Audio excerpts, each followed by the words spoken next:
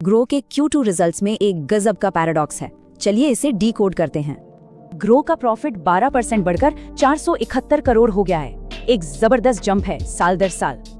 पर ट्विस्ट ये है कि रेवेन्यू करीब 10% नीचे चला गया, मतलब प्रॉफिट ऊपर रेवेन्यू नीचे।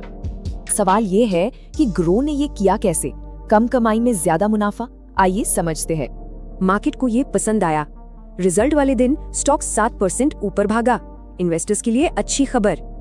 तो इसका सीक्रेट रेवेन्यू नहीं था, असली खेल था डिसिप्लिन्ड कॉस्ट कंट्रोल का। देखिए, ग्रो ने अपने खर्चे 27% घटा दिए। पिछले साल के मुकाबले ये एक बड़ी कटौती है। इसी डिसिप्लिन की वजह से ईबिटा मार्जिन सीधा 59.3% पर पहुंच गया। क्या कमाल का इंप्रूवमेंट है। कंपनी ने अपनी स्ट्रैटेजी भी शिफ्ट की है। डेरिवेटिव्स से फोकस हटाकर अब स्टॉक्स पर ज्यादा जोर है। ये शिफ्ट कंपनी के बदलते यूजर बेस को दिखाता है। अब वो ज्यादा स्टेबल रेवेन्यू पर फोकस कर रहे हैं। नए यूजर्स अब सीधे स्टॉक्स की जगह म्यूचुअल फंड SIP से शुरुआत कर रहे हैं। ये एक दिलचस्प ट्रेंड है। एक्सपर्ट एनालिसिस बताता है कि एफ्लुएंट यूजर्स भी बढ़ रहे हैं, जो अब प्लेटफॉर्म एसेट्स का 1/3 हिस्सा हैं।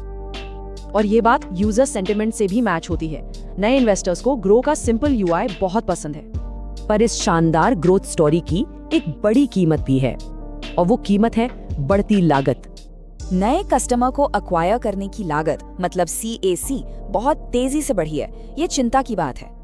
ये लागत पिछले साल के मुकाबले लगभग डबल हो चुकी है। ये आंकड़ा वाकई चौंकाने वाला है।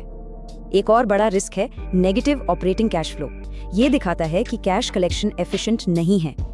तो इन चैलेंजेस से निपटने के लिए कंपनी का लॉन्ग टर्म प्लान क्या है, आइए देखते हैं। CEO ललित केशरे कहते हैं, ये तो बस हमारी जर्नी की शुरुआत है। उनका कॉन्फ्रेंस देखने लायक है।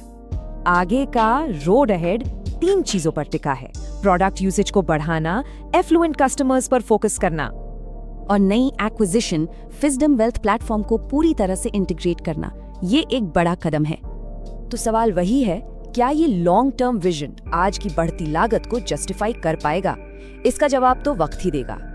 This video is for educational and information purpose only. This is not financial, legal or professional advice. We are not SEBI registered advisor or experts, and viewers should conduct their own research and consult qualified professionals before making any financial decisions.